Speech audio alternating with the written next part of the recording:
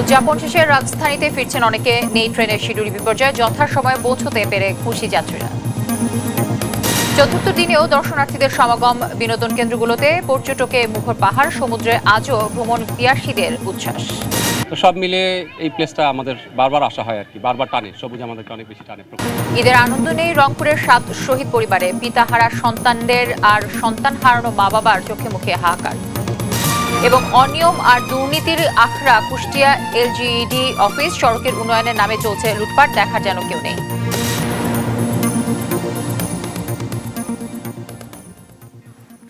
দর্শক শুনছিলেন দেশ জনপদ সংবাদ শিরোনাম, সঙ্গে রয়েছে আমি তানজিয়া জ্যোতি।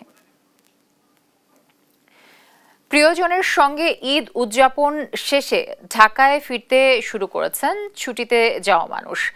বৃহস্পতিবার সকাল থেকেই রাজধানীর অন্যতম প্রবেশপথ কমলাপুর রেল স্টেশন, যাত্রাবাড়ি, সায়দাবাদ, গাবতলী ও সদরঘাট লঞ্চ টার্মিনাল এলাকা ঘুরে নগরবাসীর এ ফেরার চিত্র দেখা গেছে। তবে আজও রাজধানী ছাড়ছেন ঘরমুখো মানুষ। রেলওয়ে কর্তৃপক্ষ জানিয়েছেন, সাধারণত ঈদে কমলাপুর রেলওয়ে স্টেশন থেকেই সবচেয়ে বেশি মানুষ ট্রেনে যাত্রা করে। এই যাত্রায় প্রতিদিন ৭১টি ট্রেন চলাচল করছে। শিডিউল বিপর্যয় না থাকায় খুশি যাত্রীরা। বাস মালিক ও শ্রমিকরা জানিয়েছেন, যাত্রী ফেরা শুরু হওয়ায় কোনো কোনো রুটের বাস অনেকটা খালি অবস্থায় ঢাকা ছাড়ছে।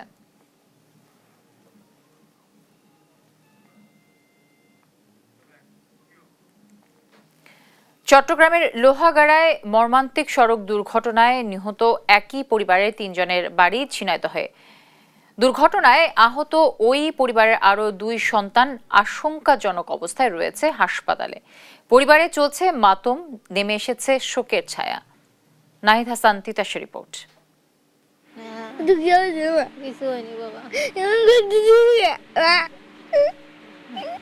অবুঝ শিশু অনুষ্কা মণ্ডল এখনো জানেন না তার বাবা আশিস মণ্ডল আর পৃথিবীতে নেই। বাবা কোথায় তা বারবার জানতে চাচ্ছে মা প্রিয়াঙ্কা মণ্ডলের কাছে।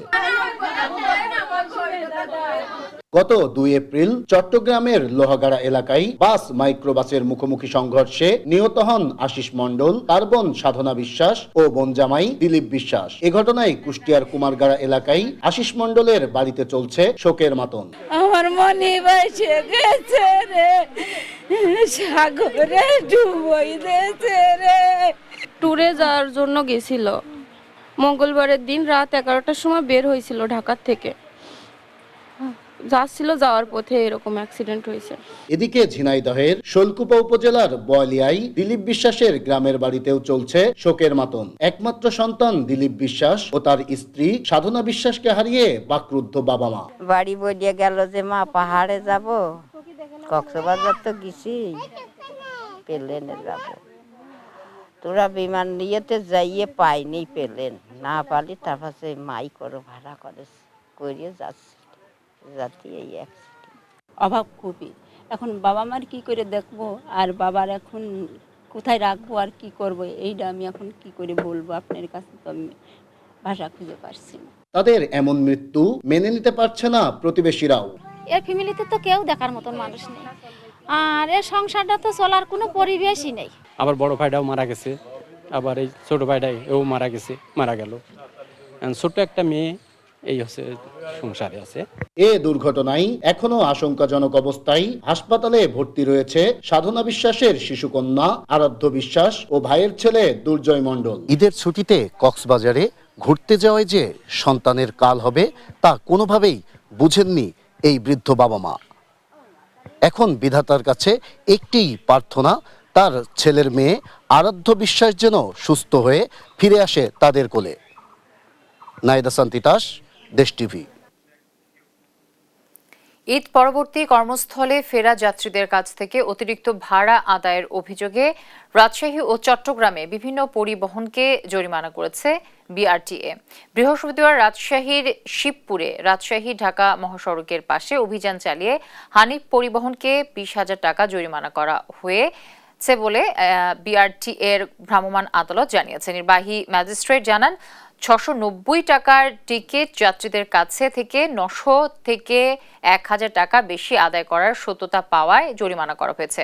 এদিকে চট্টগ্রামে বাড়তি ভাড়া আদায় সহ নানা অনিয়মের কারণে 7টি পরিবহনকে 26,000 টাকা জরিমানা করা হয়।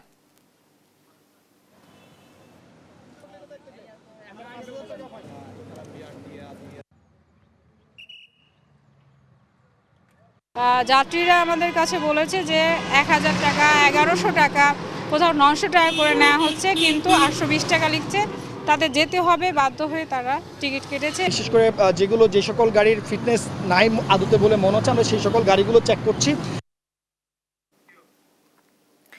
বাংলাদেশের কৃষ্টি ও নিজস্ব সংস্কৃতি ধরে রাখতে সবার আগে বাংলাদেশ কনসার্ট আয়োজন করা হচ্ছে বলে জানিয়েছেন বিএনপির যুগ্ম মহাসচিব শহীদ উদ্দিন চৌধুরী আলী। বৃহস্পতিবার দুপুরে চট্টগ্রাম নগরীর এম.এ. আজিম স্টেডিয়ামে পরিদর্শন শেষে তিনি একথা বলেন। এ সময় তিনি আরও বলেন, বাংলাদেশের উপর সাংস্কৃতিক আগ্রাসনকে বারবার মোকাবেলা করা হয়েছে। কোনোভাবেই যেন এদেশের সংস্কৃতিতে ভিনদেশি আগ্রাসন প্রাধান্য না পায় সেদিকে নজর দেওয়া হচ্ছে।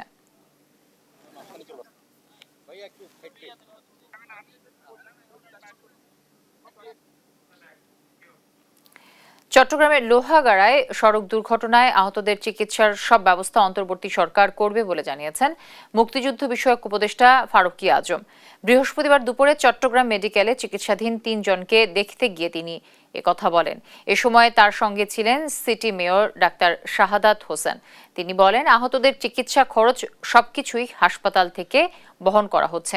প্রয়োজনীয় সকল কিছুর ব্যবস্থা নেওয়া হবে বলেও জানান তিনি।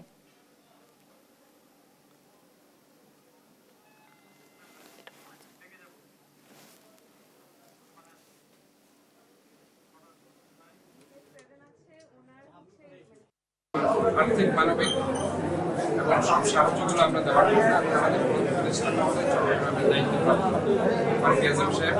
উনি তাৎক্ষণিক কালকে ভিজিট করেছেন। আরও উন্নত চিকিৎসার জন্য যদি বাইরে কিছু করতে হয়, তারও সরকারের পক্ষ থেকে আমরা অনুরোধ দেব এবং ডাক্তারদের পরামর্শ মতেই নেই, এটা চিকিৎসকদের পরামর্শের জন্য। দেখছেন দেশ জনপদ সংবাদ।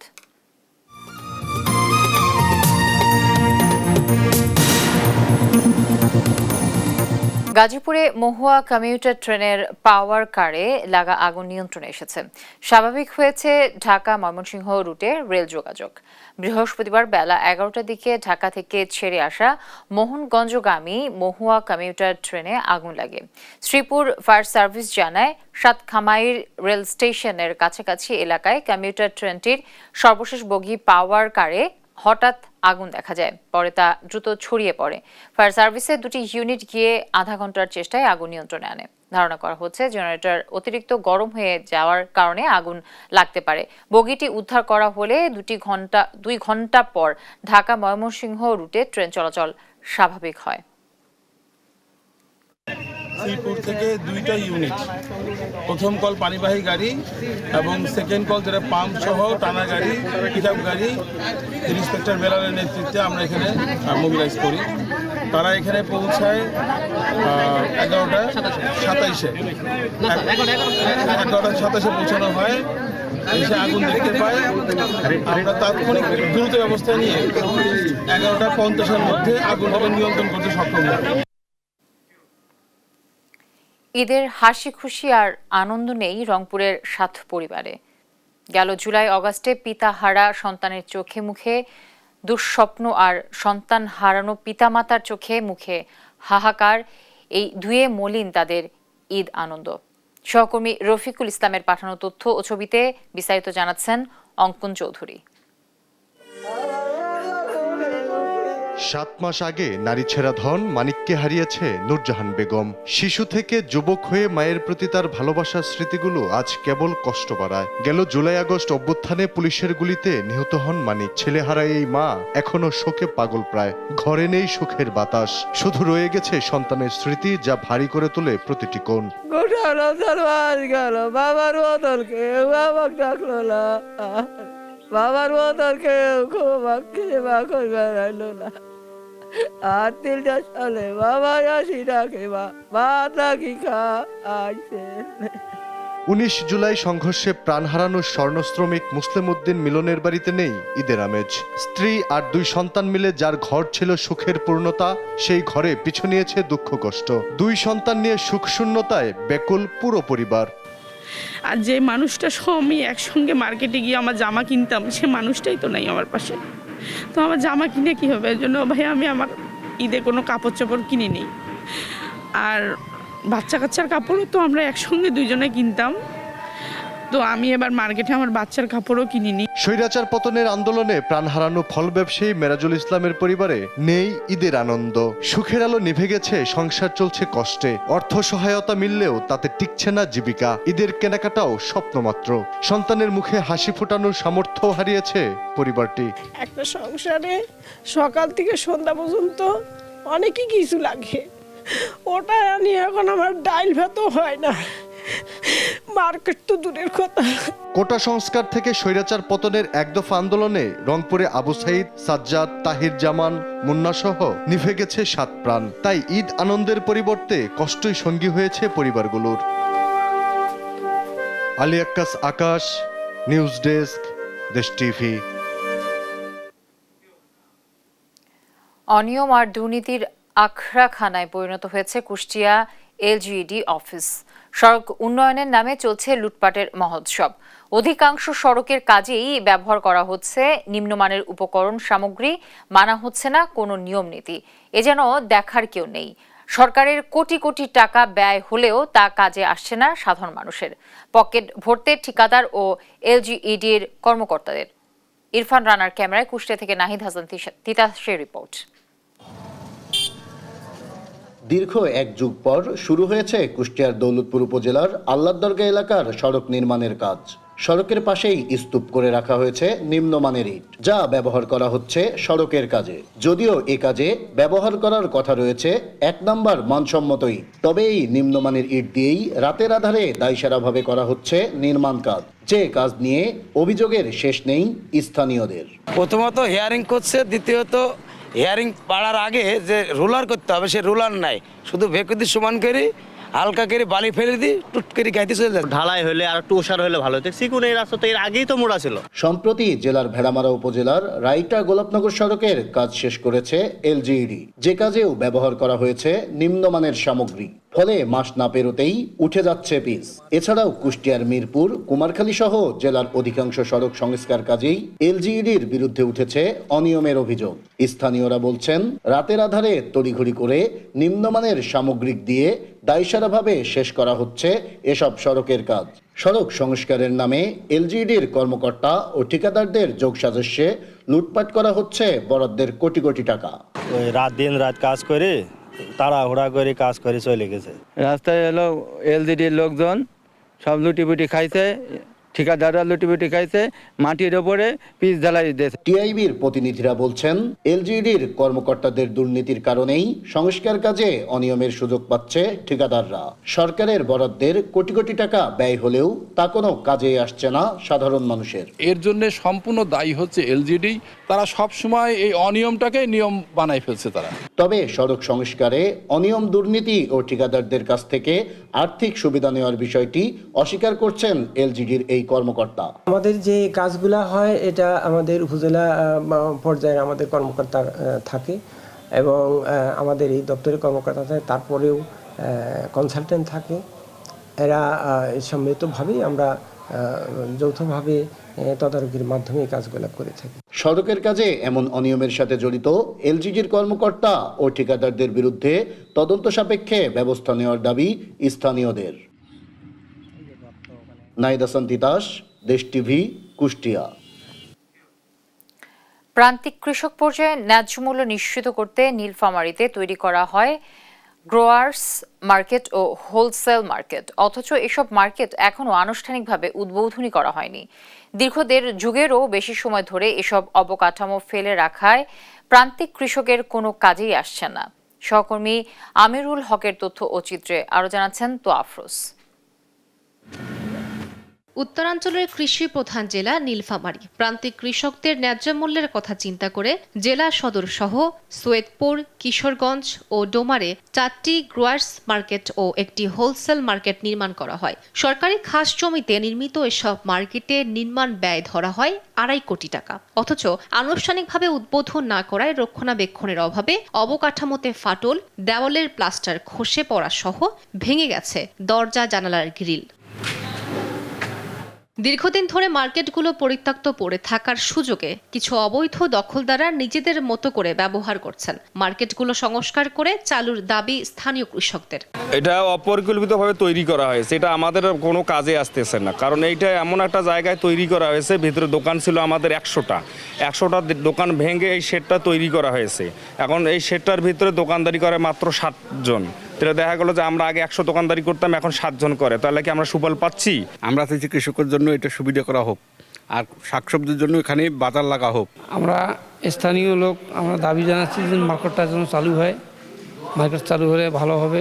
1 থেকে 6 মার্কেটের আশেপাশের প্রান্তিক চাষি মার্কেটটি চালুর উদ্যোগ নেওয়া হবে বলে জানান উপজেলার প্রশাসন ও কৃষি বিপণন অধিদপ্তর। ইউনো স্যারেরা এখানে সভাপতি, আমি সদস্য সচিব। আমরা স্যারদের সাথে কথা হয়েছে যে সামনে আমরা ঈদের পরে চালু করার আমরা চেষ্টা করছি। হাজারিহাটে একটি গ্রোয়ার্স মার্কেট আছে, এটি আমি এখানে যোগদানের পরে জানা ছিল না।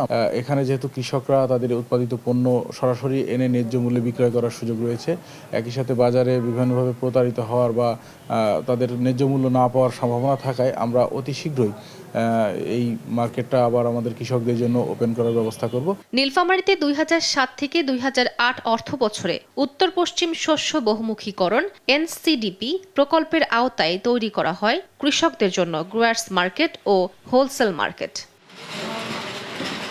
নিউজ ডেস্ক, দেশ টিভি। ঈদের চতুর্থ দিনেও উপচে পড়া ভিড় রাজধানীর বিনোদন কেন্দ্রগুলোতে।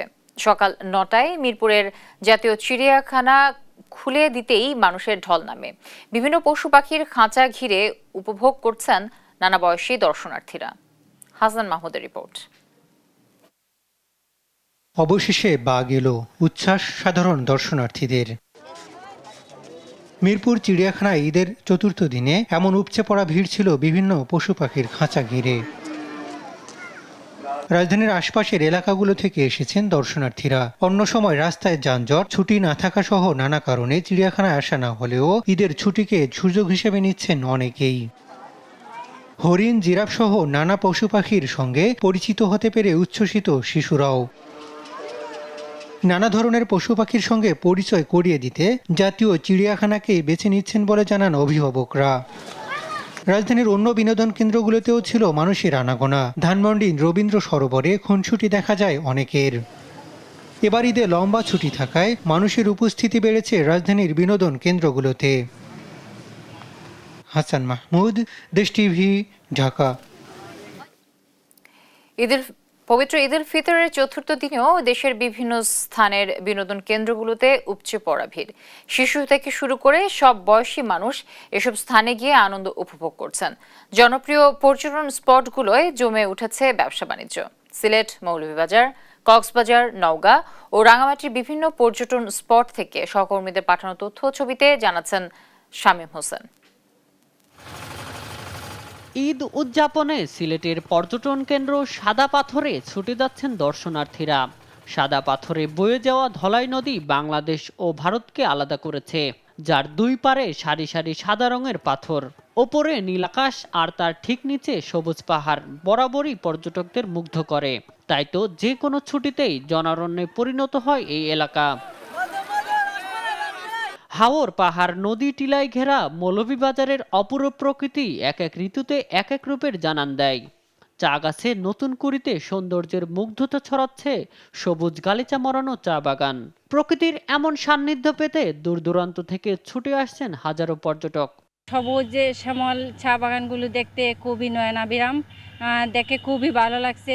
পরিবার সহ বেড়াতে অনেক একটা কোয়ালিটি টাইম স্পেন্ড করলাম। শ্রীমঙ্গল তো সবুজের রাজ্য, এখানে টি গার্ডেন, টি স্টেট আছে অনেক, তো সব মিলে এই প্লেসটা আমাদের বারবার আসা হয় আর কি, বারবার টানে, সবুজ আমাদেরকে অনেক বেশি টানে।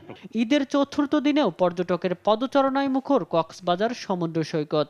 বেলা বাড়ার সঙ্গে সঙ্গে পর্যটকের পদচারণায় মুখর পুরো সৈকত এলাকা। যেদিকে চোখ যায় শুধু মানুষ আর মানুষ। এ যেন এক মানব সমুদ্র। এত ক্রাউড দেখে ভাবতেছি যে কিরকম এনজয় করা যাবে, আসলাম এখন দেখি। গতবার থেকে এবার আরো মনে হয় বেশি এনজয় করছি আমরা। নওগাঁর পাহাড়পুর বৌদ্ধবিহার প্রাঙ্গণও পর্যটকদের পদচারণায় মুখরিত। ঈদের দীর্ঘ ছুটিতে প্রায় লক্ষাধিক পর্যটক দর্শন করেছেন এই বিশ্ব ঐতিহ্যটি। দেশের বিভিন্ন স্থান থেকে ভ্রমণ পিপাসু পর্যটকরা রাঙামাটির ঝুলন্ত সেতু থেকে বিভিন্ন পর্যটন কেন্দ্রের প্রাকৃতিক সৌন্দর্য উপভোগ করতে ভিড় জমাচ্ছেন। এছাড়াও দেশের বিভিন্ন পার্ক ও বিনোদন কেন্দ্রগুলোতে দর্শনার্থীদের উপস্থিতি ছিল চোখে পড়ার মতো। শামীম হোসেন, নিউজ ডেস্ক, দেশ টিভি। দর্শক, এই ছিল এখনকার দেশ জনপদ সংবাদ। পরে বুলেটিন দেখার আমন্ত্রণ রইল। ধন্যবাদ সবাইকে সাথে থাকার জন্য।